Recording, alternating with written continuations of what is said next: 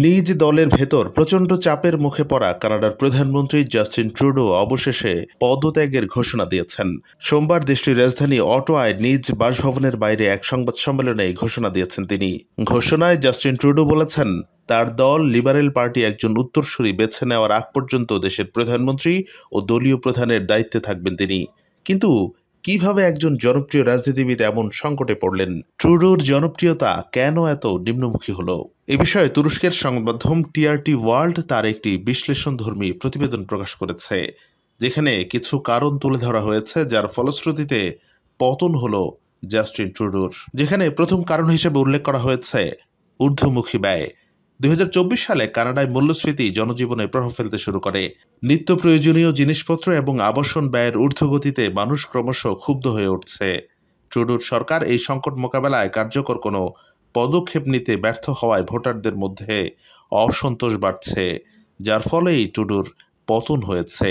এছাড়া পরিবেশ নীতি এক্ষেত্রে গুরুত্বপূর্ণ ভূমিকা পালন করেছে।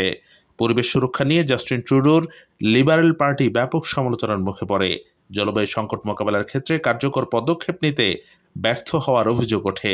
ক্রমবর্ধমান জলবায়ু দুর্যোগ পরিস্থিতি তার পরিবেশ বান্ধব নেতৃত্বের ভাবমূর্তি ক্ষতিগ্রস্ত করে। এরপর রয়েছে ফেডারেল রিজার্ভ। ফেডারেল রিজার্ভ প্রস্তাব তার নিজ দল এবং বিরোধী দল উভয়ের কাছ থেকে সমালোচিত হয়।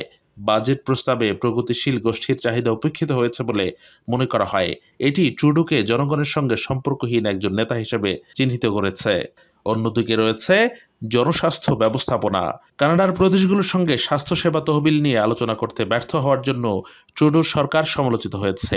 এই বিষয়টি স্বাস্থ্যসেবা খাতে গুরুত্বপূর্ণ অংশীদারদের সঙ্গে তার সরকারের সম্পর্ক দুর্বল করেছে। এইসব কারণে জাস্টিন ট্রুডো তার জনপ্রিয়তা হারিয়েছে। 2024 সালের জুনে টরন্টোতে একটি বিশেষ নির্বাচনে লিবারেল পার্টি তাদের সবচেয়ে নিরাপদ একটি আসন হারায়।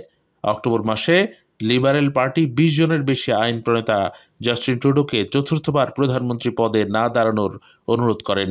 বর্তমানে হাউস অব কমন্সে লিবারেলদের আসন সংখ্যা 153টি।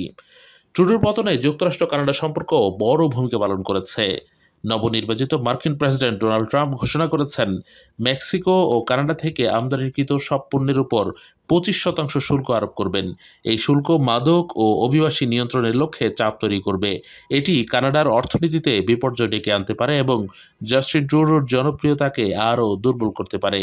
আর এসব কিছুর মাঝেও ট্রুডোর জন্য বড় ধাক্কা হয়ে আসে সরকারে ভাঙন। কয়েক সপ্তাহ আগে অর্থমন্ত্রী ক্রিস্টিনা ফ্রিল্যান্ড পদত্যাগ করেন। ট্রুডো তাকে কম গুরুত্বপূর্ণ একটি পদ নিতে বলার পর তিনি পদত্যাগ করেন। ক্রিস্টিনা ফ্রিল্যান্ড প্রথম ট্রাম্প প্রশাসনের সময় কানাডার প্রধান বাণিজ্য আলোচক ছিলেন। ট্রুডোর অন্যতম বিশ্বস্ত সহযোগীও ছিলেন তিনি।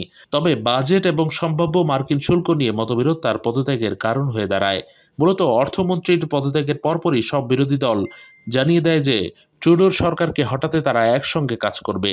শুল্ক আরোপ সংক্রান্ত মার্কিন হুমকি মোকাবেলার জন্য একটি স্থিতিশীল সরকার প্রয়োজন বলে মনে করছে তারা। এরপরই চূড়ান্ত পতন হয় জাস্টিন ট্রুডোর, যার জন্যই পদত্যাগের ঘোষণা দিতে বাধ্য হন কানাডার প্রধানমন্ত্রী জাস্টিন ট্রুডো।